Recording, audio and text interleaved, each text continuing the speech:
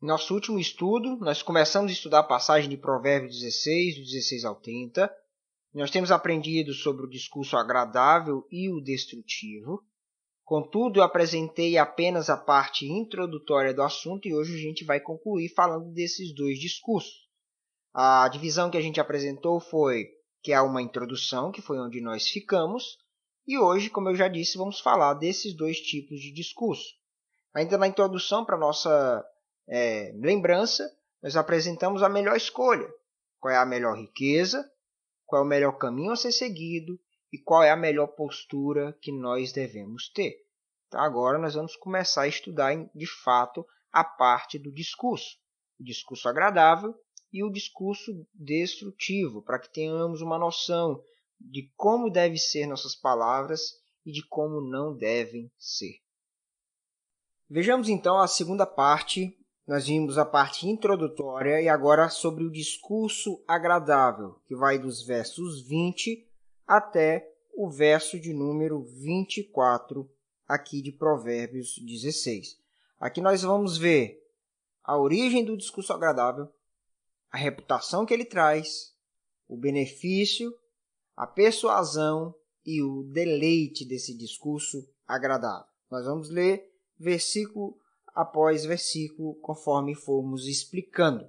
Então, em primeiro lugar, a origem do discurso agradável. Veja aí o verso de número 20 de Provérbios 16. O que atenta para o ensino, acha o bem, e o que confia no Senhor, esse é feliz. Na parte A, ele diz, o que atenta para o ensino, acha o bem. Uma tradução literal seria aquele que presta atenção num dito. Que dito? O dito da sabedoria. Aquele que presta atenção nas palavras sábias. Achou uma coisa muito boa, mais valiosa do que o próprio ouro, como a gente já argumentou antes. Veja comigo no capítulo 13, verso 13 de Provérbios, que nos é dito o seguinte: o que despreza a palavra, a ela se apenhora, mas o que teme ao mandamento será galardoado, ou seja, vai receber o galardão e uma grande recompensa. Aquele que presta atenção nessa palavra encontra uma coisa maravilhosa.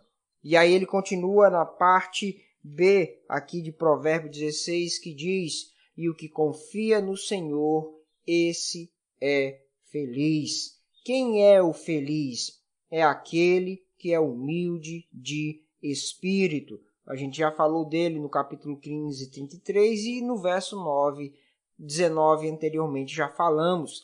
Esse humilde é o que atenta para o ensino do mestre e que confia na palavra do Senhor.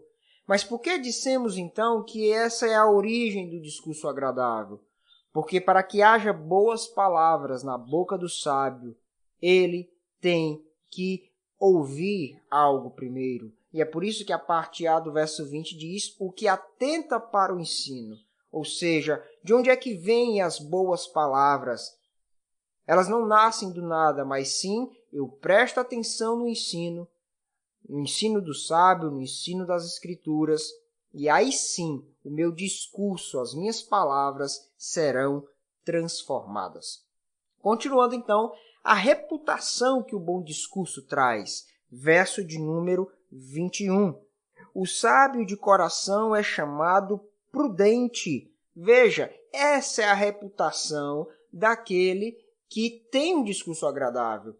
Isso indica o seu status elevado na comunidade. Ali está um homem prudente, ali está um homem criterioso, ali está um homem notável, um homem que sabe o que fala.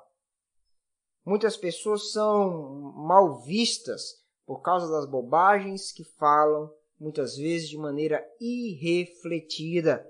Agora, o sábio, que pesa bem as palavras e que ensina o que é correto, ele terá o respeito dos demais. Essa ideia, o discurso agradável, traz boa reputação para quem o profere. E aí ele continua na parte B do verso 21. e a doçura no falar aumenta o saber. Ou seja, aquele que tem um falar doce e sábio, ele ensina a verdade de modo agradável. Ele influencia a comunidade de modo positivo. Porque não é o falar doce do enganador, não é o falar doce da mulher adúltera que nós já vimos em outro lugar. É o falar doce daquele que tem sabedoria e que sabe transmitir com muito zelo e muito cuidado. Cristo Jesus é o exemplo vivo desse provérbio, um homem de palavras persuasivas e bonitas, mas que não eram enganadoras. Veja aí em Lucas, no capítulo de número 4, verso 22. Lucas 4, 22. Disse o seguinte aqui, em Lucas 4, 22. Todos lhe davam testemunho e se maravilhavam de quê? Das palavras de graça que lhe saíam dos lábios. Dos lábios de Cristo saíam palavras graciosas e maravilhosas. Por isso, elas eram convincentes. Aqui mesmo em Lucas 19, 48, disse o seguinte: contudo, não atinavam em como fazê-lo, porque eles queriam pegar a Cristo, porque todo o povo, ao ouvi-lo, ficava dominado por ele. Cristo dominava as pessoas com a sua oratória. Ao longo da história, muitas pessoas dominaram outras com a sua oratória convincente e enganosa, mas Cristo convenceu a muitos com a sua oratória maravilhosa, mas cheia de graça e de verdade do próprio Deus. Quando eu falo de oratória, eu não estou falando de beleza, de floreios. Eu estou falando de um falar que é sincero e verdadeiro e que prova que, de fato, ele vem do coração. Então, vamos prosseguir. Verso de número 22, o benefício do discurso agradável. Esse é o único verso dessa parte que não fala do discurso em lugar nenhum, mas ela está bem no meio dos 5 versículos. Se você olhar, entre o 20, o 24, o 22 fica bem no meio. Então, entendemos que ele ainda está falando da ideia do discurso. O verso 22, ele nos expressa o seguinte, Provérbio 16, verso 22. O entendimento para aqueles que o possuem é fonte de vida, mas para o insensato a sua estultícia lhe é castigo. Então veja, na primeira parte do versículo há um contraste entre a segunda. A parte A diz o seguinte: o entendimento para aqueles que o possuem é fonte de vida. Esse é o benefício do discurso. Ele é uma fonte de vida. Ele é uma coisa maravilhosa para quem o ouve. É revigorante. Veja aí em Provérbios 10, verso de número 11. Provérbios 10, verso 11. A boca do justo é manancial de vida, mas na boca dos perversos mora a violência. Viu a diferença? A boca do justo é uma boca abençoada e abençoadora. E a segunda parte do verso 22 faz um contraste. A estultícia, ele vai dizer aqui, né? Mas para o insensato, a sua estultícia lhe é castigo. Outra Bíblia traduz o seguinte: a insensatez é o castigo dos insensatos. O maior castigo de quem não tem conhecimento é a sua própria falta de conhecimento. Porque a falta de conhecimento, ela traz juízo, ela conduz o homem para o caminho da perdição. Então, não é vantajoso ser falto de senso, porque não conhecer a Deus, não conhecer a sua palavra, não conhecer os seus princípios, é um castigo por si só. A gente pensa em castigo, às vezes, só em cadeias, falta de saúde. Não. O viver longe de Deus e do conhecimento dele, por si só, já é um castigo terrível. Então, é um benefício maravilhoso termos o bom conhecimento de Deus em nossas vidas. Prosseguindo para o verso 23, que fala da persuasão do discurso agradável. O discurso agradável, ele é persuasivo. A primeira parte do verso 23 nos diz: o coração do sábio é mestre da sua boca. Ou seja, a sabedoria que o sábio expressa é o fluido que há no coração. É a ideia aqui. O coração do sábio é o mestre da sua boca. A boca fala do que o coração está cheio, daquilo que está fluindo de dentro dele. O que guia as palavras dele é o que está na sua boca. Perdão, aquilo que está no seu coração. E o que ele fala é simplesmente um refletir do que está dentro da sua alma. Veja lá em Mateus 12:35. Mateus 12:35. Está assim, Mateus 12:35. O homem bom tira do tesouro bom coisas boas, mas o homem mau do mau tesouro tira coisas más. Ou seja, se eu tenho um saco cheio de bom tesouro, de dentro dele eu vou tirar bom tesouro. Agora, se lá dentro tem coisas ruins, eu só posso tirar de lá coisas ruins. Ou seja, o que sai na boca do justo nada mais é do que um reflexo do que está dentro do seu próprio coração. E aí então ele vai falar da persuasão dessa pessoa que tem essas coisas boas para tirar. E está aí na segunda metade do verso 23 de Provérbios 16. E aumenta a persuasão nos seus lábios. Aquele que tem um discurso agradável tem um discurso persuasivo. Não só para persuadir os outros, mas persuadir a si mesmo. Ele conhece as coisas. E esse conhecimento o persuade a viver no caminho da retidão e no caminho da justiça. Veja, o conhecimento não serve só para persuadir os outros, mas para persuadir a nós mesmos a andar de modo correto e a falar de modo apropriado. Por fim, nós temos o deleite do discurso agradável. Ele é muito prazeroso. Aqui o texto compara ele como mel. Vamos ler aqui o verso de número 24. Palavras agradáveis são como favos de mel. Esse mel ele é agradável, ele é terapêutico. As duas coisas são ditas aqui no verso 24. Olha o que diz aí a parte B do verso 24. São doces para a alma, ou seja, são agradáveis para o ouvinte. São boas de se ouvir. São coisas maravilhosas. E também são terapêuticos, porque ele diz doces para a alma e medicina para o corpo. Ou seja, é como uma cura para nós. Uma cura para os que estão sofrendo com o discurso dos insensatos.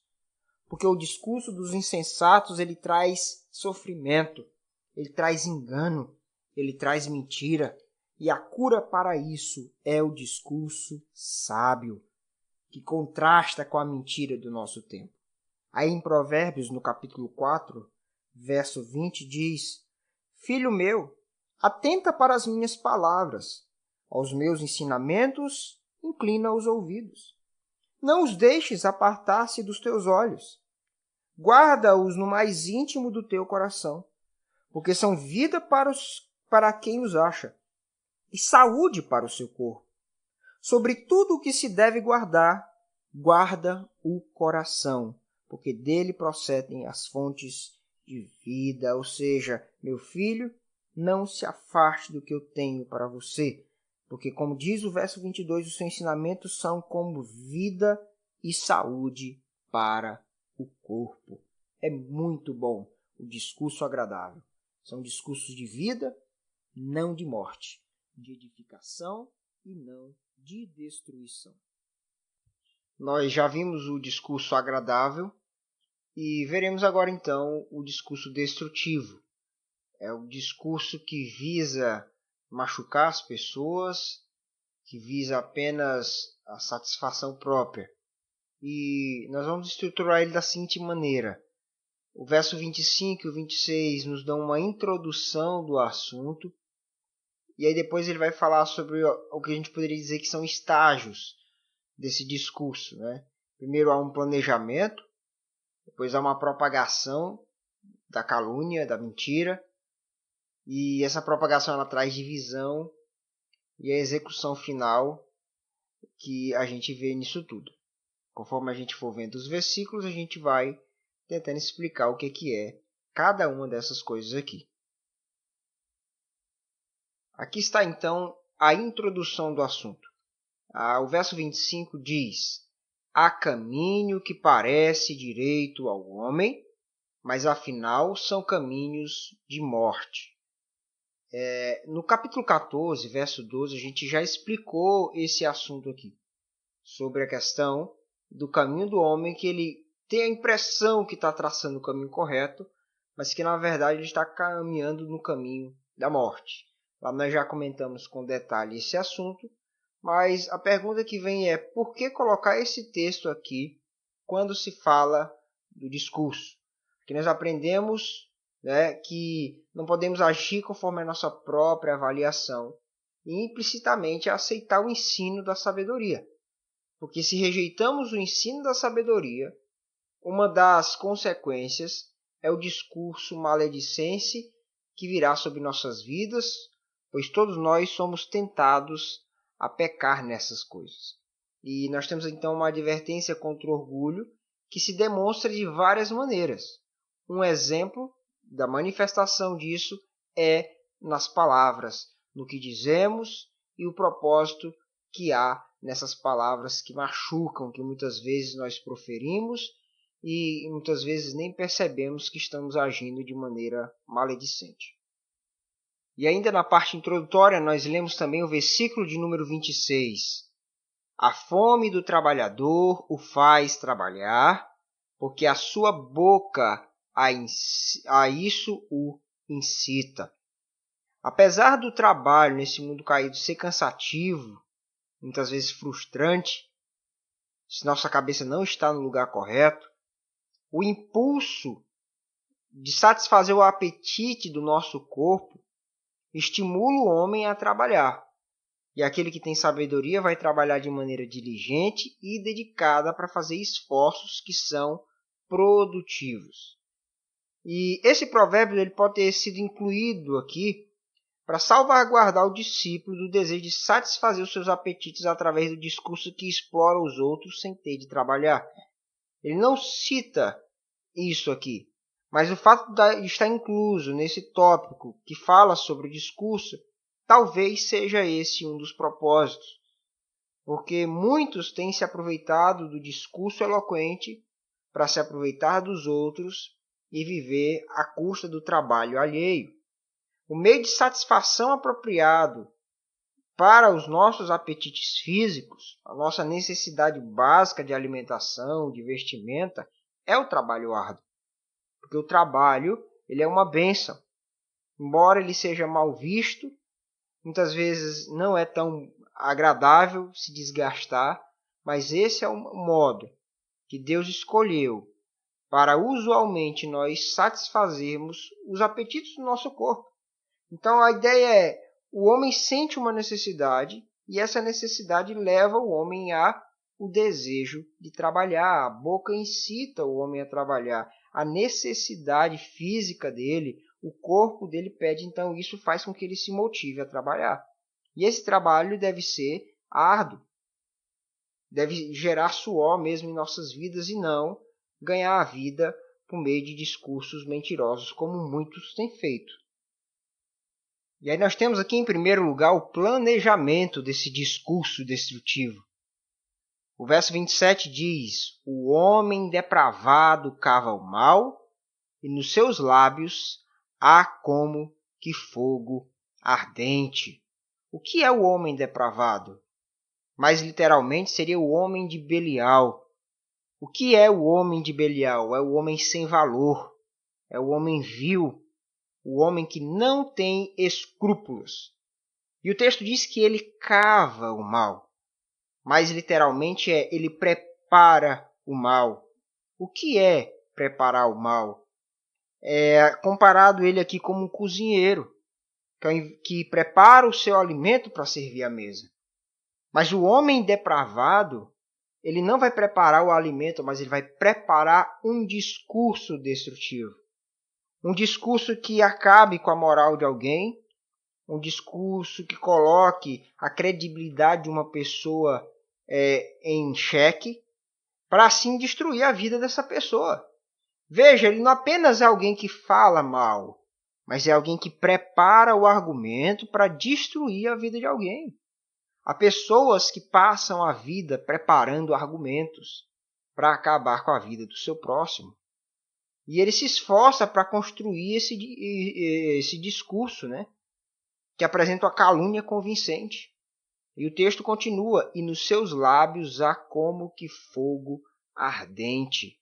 Essa ideia do fogo ardente, a gente vê algo parecido no que Tiago escreveu. Então vamos ler, por favor, Tiago, capítulo de número 3. Epístola de Tiago,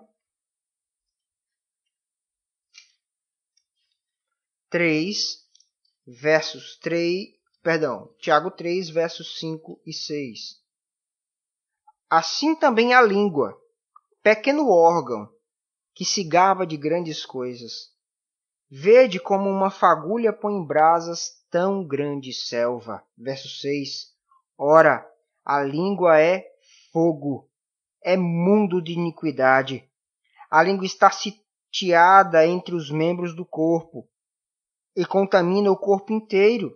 E não só põe em chamas toda a carreira da existência humana, como também é posta ela mesma em chamas pelo inferno. Então ele está preparando um discurso. Ele está preparando uma queimada para destruir a vida de alguém. Ele está construindo o mal. Então muitas pessoas preparam o seu discurso. Ao invés de abençoar a vida de pessoas, a sua vida é maquinar o mal.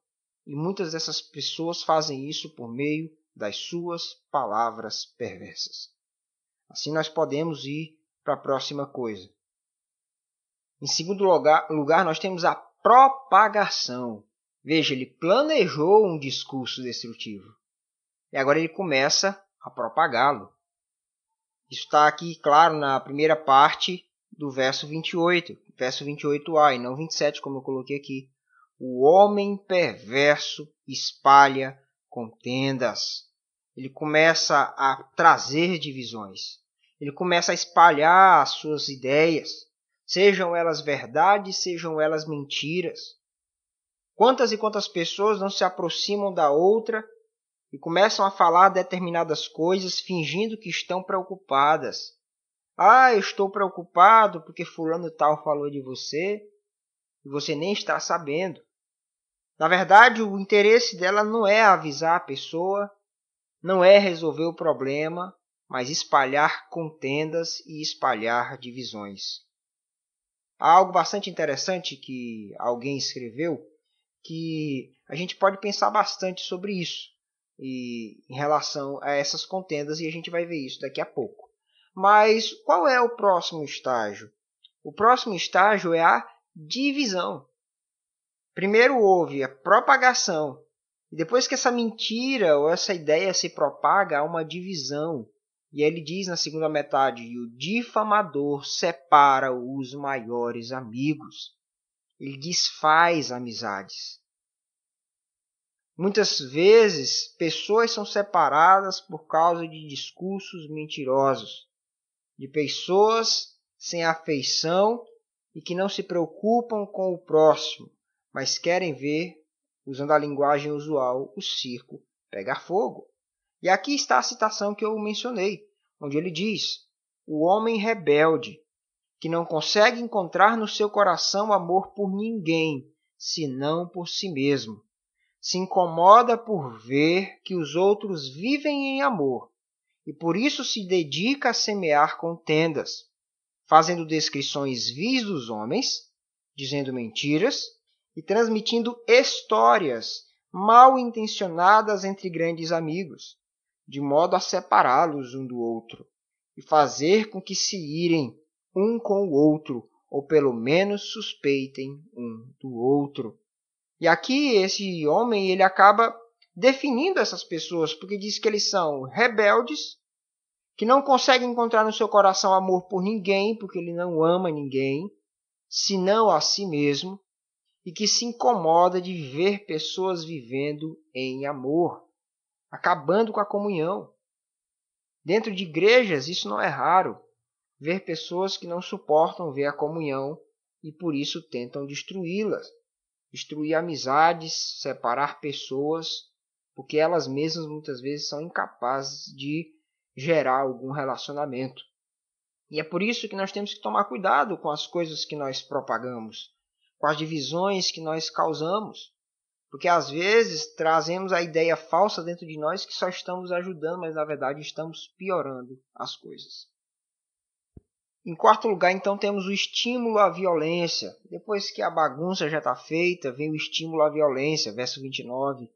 O homem violento alicia o seu companheiro e guia-o por um caminho que não é bom. Ou seja, depois que ele espalha a mentira, ele vai seduzir pessoas para andar junto com ele por um caminho que não é errado. Estimular pessoas a sentirem ódio como ela também sente. Um estímulo para que pessoas também sejam violentas, talvez não com as mãos, mas que o sejam em seu coração, matando pessoas em seu coração. Assim como o próprio Cristo falou que há pessoas há aqueles que matam o seu próximo, não tirando a vida, mas alimentando o ódio dentro do seu coração. Então ele, além de sentir ódio, ele estimula pessoas a sentir esse mesmo ódio violento contra o seu próximo. Guia essas pessoas para um caminho que não é bom, um caminho que não é o da sabedoria, que não é o do perdão. E por último vem a execução, verso 30. Quem fecha os olhos imagina o mal, e quando morde os lábios, o executa. Veja aqui mesmo em Provérbios, no capítulo 6, verso 13. Provérbios 6, 13. Onde está dito, verso 12. O homem de Belial, o homem vil, é o que anda com a perversidade na boca. Verso 13. Acena com os olhos, arranha com os pés e faz sinais com os dedos. Ou seja, é aquele que planeja tudo e traz tudo à execução por meio das suas palavras. Talvez não falando, mas fazendo gestos para estimular os seus amigos com piscadelas, acenadas de olhos, arranhadas de pés, dizendo, é esse aí que nós vamos destruir.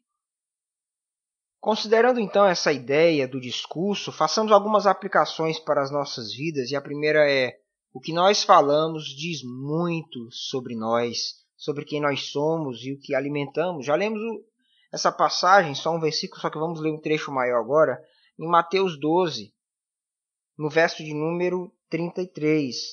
Mateus 12, 33. Ou fazei a árvore boa e o seu fruto bom, ou a árvore má e o seu fruto mau, porque pelo fruto se conhece a árvore. Raça de víboras, como podeis falar coisas boas sendo maus? Porque a boca fala do que está cheio o coração. O homem bom tira do tesouro bom coisas boas, mas o homem mau do mau tesouro tira coisas más. Ou seja, se de nossa boca sai perversidade, significa que o que há no nosso coração provavelmente há perversidade. Às vezes há pessoas cheias de linguagem evangélica, cheia de religiosidade, mas que o veneno da maledicência, da inveja, da crítica está escorrendo por seus lábios. Então, os nossos gestos dizem muito sobre nós e as nossas palavras também. Não pode da mesma fonte jorrar água doce e amarga. Assim como de uma árvore nascer dois frutos diferentes. Ou o fruto é bom ou o fruto é ruim. Então avaliemos nossas vidas pelas nossas palavras. Quantas vezes nós não avaliamos as pessoas próximas a nós pelas suas atitudes? Ah, fulano age assim, assim e assado. Ah, eu não ajo assim, mas fala coisas perversas. E isso é importante porque no dia do julgamento, isso será considerado. Porque o julgamento que Deus nos dará está de acordo com o que nós falamos. Veja ainda em Mateus 12, agora no verso 36 e no verso 37. Digo-vos de que de toda palavra frívola que proferirem os homens, dela darão conta no dia do juízo. Porque pelas tuas palavras será justificado e pelas tuas palavras será condenado. Cristo Jesus estava sendo acusado de muitas coisas e Cristo falou: vocês serão condenados pelas bobagens que falam. E nós também. Porque na verdade a ideia aqui é de que o julgamento que Deus vai nos dar não estará em desacordo com aquilo que saiu da nossa boca por anos e anos. Por mais que a gente viveu vidas religiosas, quanta besteira a gente não vai ter proferido durante esse tempo. Terceira coisa, qual tem sido a sua reputação? No verso 21, nós falamos sobre aquele que tem boa reputação na cidade, reputação de ser um homem prudente. E qual é a nossa reputação? É de linguarudos? É de fofoqueiros? É de que pessoas que não têm coisas boas para acrescentar na vida de ninguém? O que as pessoas têm ouvido de nós? Elas têm sido edificadas ou saído abatidas da nossa presença? Isso é seríssimo e algo importante para a nossa reflexão. Em quarto lugar, você tem beneficiado ou destruído pessoas. Conforme o verso 22, talvez você tenha sido um manancial de vida. Ou talvez você tenha destruído amizades, destruído relacionamentos, difamado pessoas, tocando fogo em searas e acabando com vidas. E quinto e último lugar, você tem sido persuasivo. Mas em que você tem sido persuasivo? Porque nós vimos também sobre o discurso agradável, que ele é persuasivo. O sábio sabe persuadir, porque ele tem palavras agradáveis e maravilhosas. Assim como citamos o exemplo do próprio Cristo, que tinha palavras maravilhosas e destruía o argumento de muitas pessoas e convencia pessoas ao arrependimento por meio do discurso. Mas talvez nós tenhamos sido persuasivos para desanimar as pessoas e retirar o resto de esperança que há no coração delas. Então que Deus avalie o nosso coração, que Ele nos mostre o nosso pecado, que nós falemos menos besteira e na nossa boca saiam palavras de edificação, para que a igreja seja amadurecida, para que a igreja seja fortalecida, para a honra e glória de nosso Deus e Pai.